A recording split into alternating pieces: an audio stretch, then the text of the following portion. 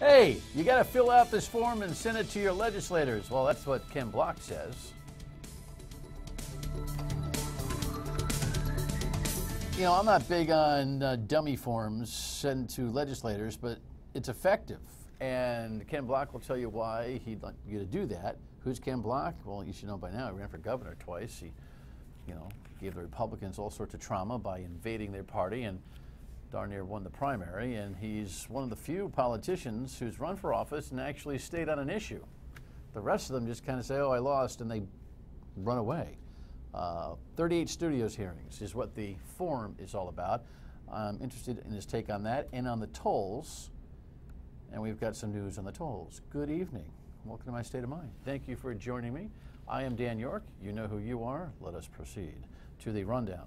And speaking of the tolls, ladies and gentlemen of the jury, I'm suggesting to you that we have but 2 months to get our collective constituent acts together, or this toll plan is going to happen here in Rhode Island. Why do I feel that way? I feel that way because Nick Mattiello, the Speaker of the House, was on the WPR Morning News with Gene Vellicente earlier today and said some things about the ease of the expense of the toll plan that made me scratch my head. Here's the first thing. It's a good economic driver. It doesn't cost us anything, and it gives us the revenue to repair our bridges and our infrastructure. So it seems like an appropriate way to go. You said it doesn't cost us anything, but it's going to cost us $500 million in interest, right? We got to pay the interest back on the bonds. The Republicans say, why don't we just carve out $60 to $80 million a year from the money we have and pay as we go? What's the matter with that, Mr. Speaker? All right. First of all, I'm glad you asked that. I didn't say it's not going to cost us anything. I said more than half the money comes from out of state. No, you said it was not going to cost us anything, and within a minute's time you said, I didn't say it. You want to talk about a lazy intellectual approach by the Speaker of the House, and then later he completely misstates what the current financial program is here in the States. We pay as we go for infrastructure today. We borrow for our federal match, and we always come up short. So if you like the way we're going now, and you like having deficient bridges and the worst bridges in the country, that's a great plan. We don't borrow money anymore to match the feds. One of the few things that Link Chafee did well was to end that program. I remember DOT Director Mike Lewis being in my studio on the radio on WPRO, weekdays noon to 3, saying, we got to stop that because we keep chasing our tail. If you want to see the entire interview, go to the website. Here's the headline for it on 630WPR.com. Completely out of touch. Completely out of touch. Folks, look. This lazy approach on tolls and trucks by the Speaker, he stopped the progress of Gina Raimondo in the last session because, well, he was trading issues, Guru and the ballparks and everything else. That woman right there, our governor, is heck bent on the tolls. Mattiello wanted the baseball park, and so he was trading influence back and forth. Well, the baseball park thing is broken up from a couple of different directions, and I don't know what he's thinking now. But I'll tell you this, come January, if the constituents don't rise up, we're going to get tolls on trucks. And you say, well, I don't drive a truck. And then it'll be cars when the trucks don't pay the freight. I'm telling you, it's going to happen. Get going. The woes of fire districts continue here in Rhode Island, and now the Central Coventry Fire District is suffering even still a further, amount of damage. The full screen here, I think we have a headline. Yeah. State left us in a train wreck. So here's the guy that runs the district complaining that the state's takeover was actually counterproductive. Since the state took over the fire district, no actual true assessment update was done. So the records are so bad, we got an assessor right away as soon as the state dumped it on us, and he's been working on it for almost 2 weeks trying to get it straightened out. That's Fred Gorlinski, and I will tell you, the bad experience the state has in trying to fix the Coventry Fire District, what with the bankruptcy judge actually pushing the receivers, playing off a little bit and everything else, has caused the state to say, forget it. In the Coventry Fire District, which is right next door, known as the Anthony District. Listen, with all of these fire districts that we have, most of whom are messed up or headed that way, not all, but most, you'd think that our state house would start to think about ending the practice of having them and throwing that archaic system down the toilet. I don't know why that isn't, dawning on our leaders at this point. Is it too late? I don't know. Were you watching the show last night? I hope you were. Charlie Lombardi, the mayor of North Providence, at the end of the program threw in a little ditty about the former fire chief, Chief Catanzaro, who reportedly got a check way back in 2002. Here's what he said. We also, discovered that the former fire chief took a check for a 2-week payroll period for $20,000, and no one wants to answer for it. It came up when we wanted to give the present fire chief a raise, and I said, Have you asked him about it? Oh, his wife's a councilwoman, and what does she say? They keep ducking the question. Won't answer. So I got curious about that last night and did a little research on this. ValleyBreeze.com headline here is from June. There's actually a story about this. And then I asked the mayor's office to send me the records on this, and this is what they sent me here. These are the payroll records from back in 2001, 2002.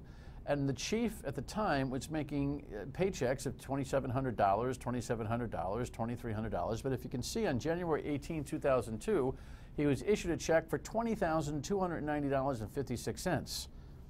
2002. Now, the statute of limitations has run out in terms of a criminal investigation, seems to me. But if that money is actually impacting his pension, then it's an active opportunity for anybody to investigate, penalize, or possibly prosecute. Seems to me the fire chief has some splaining to do on that one, don't you think? So it may not be too late. Sorry, Malia.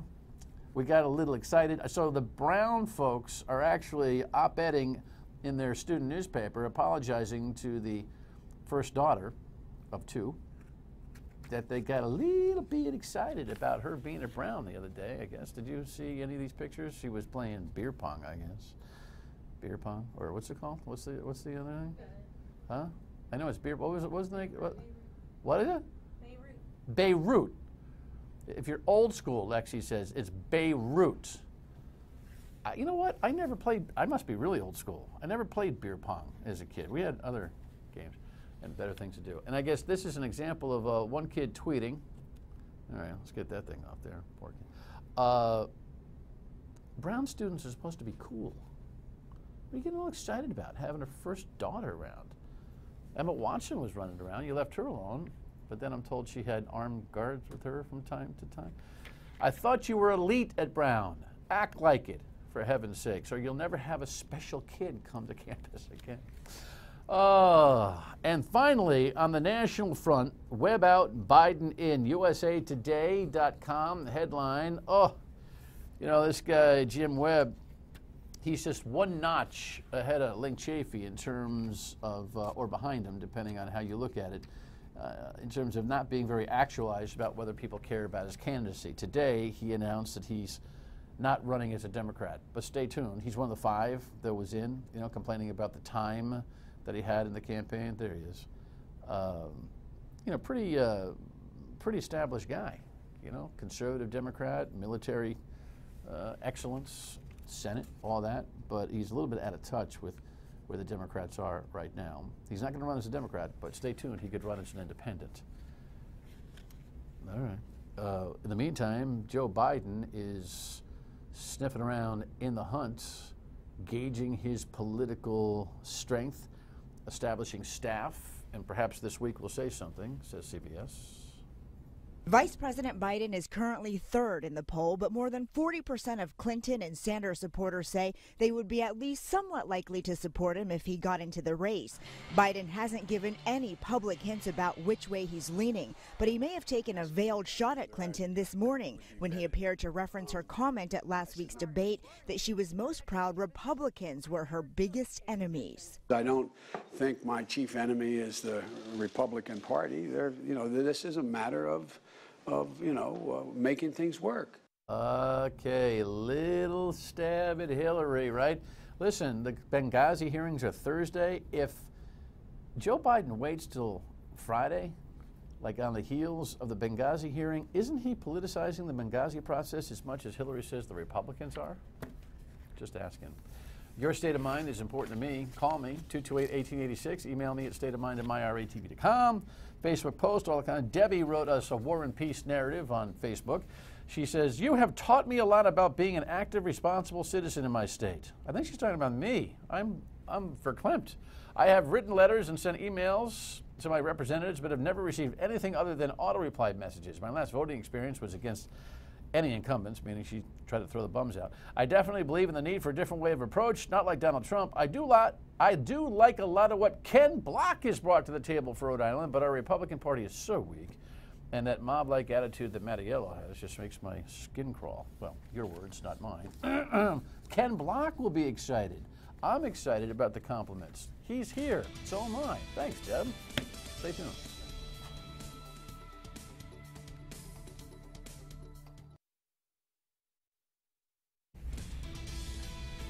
He said, what? Ken just told me, can we show this right here, this thing?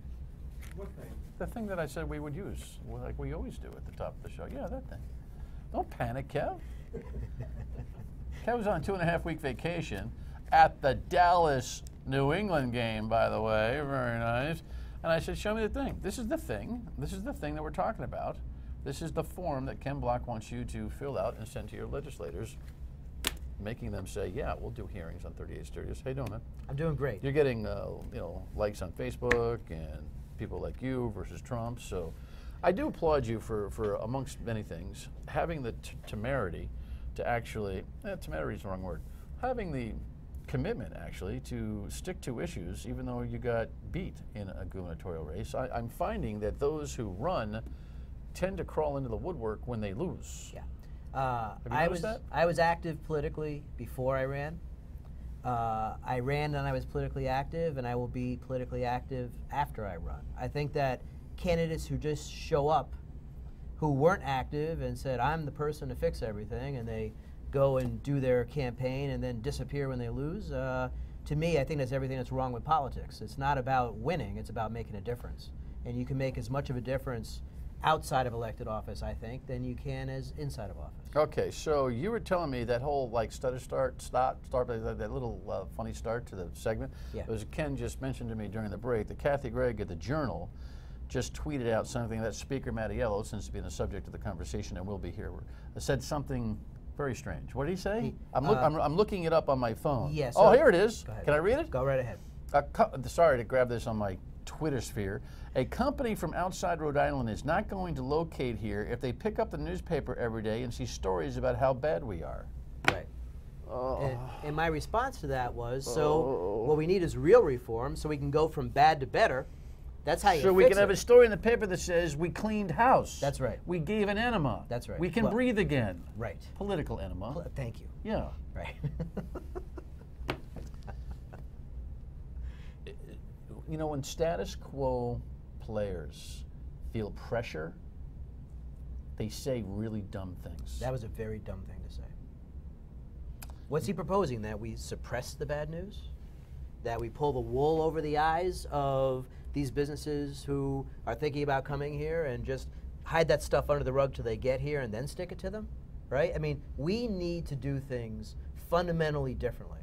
And what we're looking to our elected leaders to do is fundamentally change the really crooked and bad way we do things. What are you fundamentally asking people to do? Because we have a 38 Studios document drop, which is added to the adrenaline again for attention of 38 Studios. The conversation about hearings continues to ring hollow everywhere, at least the way they're thinking about maybe doing them, maybe. You're asking for what? In the, what form? What does that form actually say? The way you get elected leaders to do things that they don't want to do is you have to put pressure on them. And what this form that was on the screen earlier, the website, www.investigate38studiosnow.org, what it does is it puts pressure on the governor, it puts pressure on the speaker, and it puts pressure on every legislator. We're asking individuals to go to the website and launch an email at these elected leaders insisting on two things: subpoena-based legislative hearings about 38 Studios. We want people under oath testifying about what happened and what didn't happen. We also believe that we need to have an independent governor's investigation, someone performing that investigation outside of the sphere of political influence in Rhode Island, to tell us the truth about what happened with 38 Studios. Here's the thing, 5 years after 38 Studios happened, we still really don't have an explanation for how it went off the rails, how the checks and balance in our government failed to function the way they were supposed to. And that's just unacceptable. The closest crisis that we had here was RISDIC back in the early 90s, right? When all the credit unions went out and people's life savings were tied up and unavailable to them. They had an accountability. They did an investigation, and we understood how it happened, why it happened, and they made changes. That hasn't happened with 38 Studios, I suspect, because the genesis of it was so tied up inside the General Assembly itself.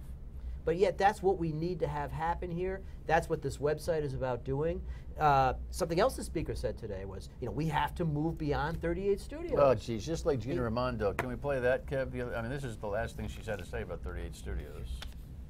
Frequently when someone comes forth with a new idea, say, oh, well, we can't do that because of 38 Studios. Oh, that's another 38 Studios. We can't do that.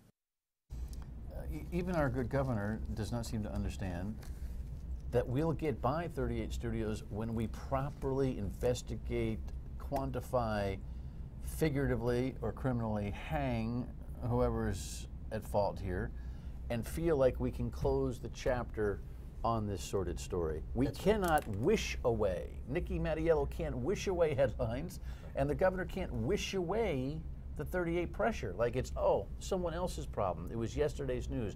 I opposed it, so I'm okay. Right. They missed the point. It's a festering wound. You have to treat that wound, right? You have to dig in, you have to get the infection out, and then you have to cover it over and let it heal. We haven't done any of that. I think that was grosser than my anima thing, by the way. It's a little more palatable, I think. I'd rather talk about a festering wound. You gotta get the infection out and everything else, but you're absolutely right. Thank you. So why don't we just preach to each other's choir for the rest of the night? I mean, it's unbelievable that I don't know. Do you think Mattiello and the governor and Teresa Pine-Vaweed, the Senate president, do you think they know what needs to be done and just don't want to do it for their own political calculus, or do you think they don't understand? I don't know which one would be worse. I'm going to address your question with a question, because I think the answer to that is in my question. We have sent emails to all 113 legislators now. Yeah. And a lot of them have received a bunch of emails, more than a dozen. Only 20 some odd have actually stepped up and said we're for the investigations. The vast majority of legislators have ducked answering. They don't want to answer this question in the face of many, many emails from constituents. In 2014, the vast majority of members of the House said no to independent investigator for 38 Studios. So these same legislators who claimed they were duped, who claimed they didn't understand what was happening when 38 Studios was voted on back in 2010, don't want to investigate it. So what's your question? So the question is, what are they hiding? Why? If they were duped, they should be the first ones standing in line saying, we want to understand how this happened to us. But they're not doing it. The legislature has no appetite to investigate this and to tell this story. The problem started in the legislature. It started with Speaker Fox and Mike Corso. And I have trouble now believing that the members of the individuals in the legislature are as blameless as they claim to be because they won't investigate it. Mike Corso is the business friend and lawyer and tax broker guy that is at the corner of this, or the start, or somewhere in the genesis of the relationship with Kurt Schilling and the state of Rhode Island, in case you were scoring at home. All right, so I don't know what they're hiding. Well, nobody does, and that's why we want. And Nick Mattiello keeps saying, I didn't know anything about this, so why wouldn't he go full bore? He should go full bore. He should have gone full bore when he first got in. Yep. He should have got, there's something missing in all of this, even for those of us who pay so much attention. But the pressure that people put on. It works.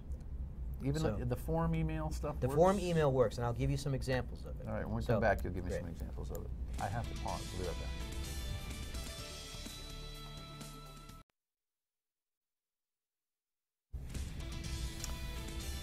So you're going to tell me that these email form sent to the legislators things work? They do work. We are seeing now, as a result of pressure that constituents apply to legislators, my senator in Barrington, Senator Coyne, gave a very political answer. She didn't answer either of the two questions we asked. She gave her own answers, right? This is what politicians do when they don't want to answer your specific question. The 5 good government groups who are behind the website, it's not just an effort by Ken Block. It's Operation Clean Government. It's actually Occupy Providence. It's the Rhode Island Center for Freedom and Prosperity. It's Watchdog Rhode Island, the organization I'm head of. And it is the Rhode Island Taxpayers.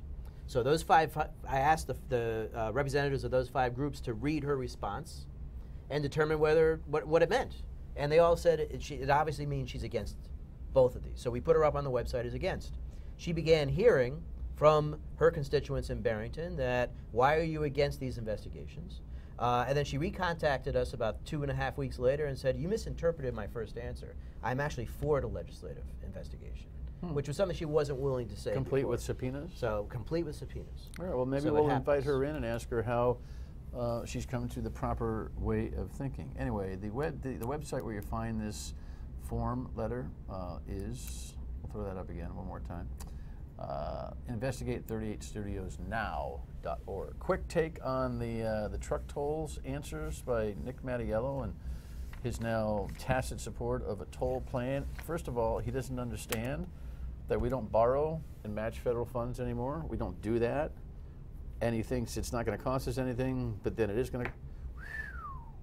We have problems here with this particular diligence. This feels so lazy, doesn't it? It's very lazy, and I agree with the GOP caucus on this. We can find the savings to pay for the bridges. I know we can. We see it just with the DCYF investigation that they spent money on this Southeast Center for Southeast Asians and $1 million went to this organization and they weren't spending the money. We put money out all over the place that doesn't achieve its intended purpose. Pull that money back and spend it on things we actually need, like fixing the bridges. We can pay to fix the bridges without borrowing. We can pay to fix the bridges without tolls. It takes work. It takes necessary work. And I'm just waiting for the day that someone in our government wakes up and says, we can do better than we're doing right now. Well, if you pay as you go, it requires some financial discipline, year in, year out, year in, year out, whereas the tolls set up a bureaucracy, a cash flow outside state budget stuff, and it's done. It's a 30-year note on the burden of the taxpayers. It's a 10-year project, and you forget about it. Right. Long-term debt isn't the answer. We keep kicking the can down the road to future generations. We can't continue to do that. We can pay for this, and we need to pay for it, and we need to pull in our spending, and we need to cut out the waste. This should be the perfect impetus to make all that happen. We'll see if any of our elected officials actually get to it. All right, give me 10 seconds. Do you like the privatization idea from the Center for Freedom and Prosperity? It scares me because I think that private industry can be just as wasteful as governments. And the way the state of Rhode Island procures, it really scares the heck out of me. All right, well, Mike Stenhouse from that group will be here Thursday to talk about that. You have a good work. Investigate38studiosnow.org. Final word next. You know, if Speaker Mattiello really thinks it's really bad to have really bad headlines, he's got all the power in the world to start turning those headlines around by calling for accountability. Why is that lost on him? We'll talk about it on the radio tomorrow at noon until 3 on WPRO, and we'll see you back here tomorrow night. Thanks for watching.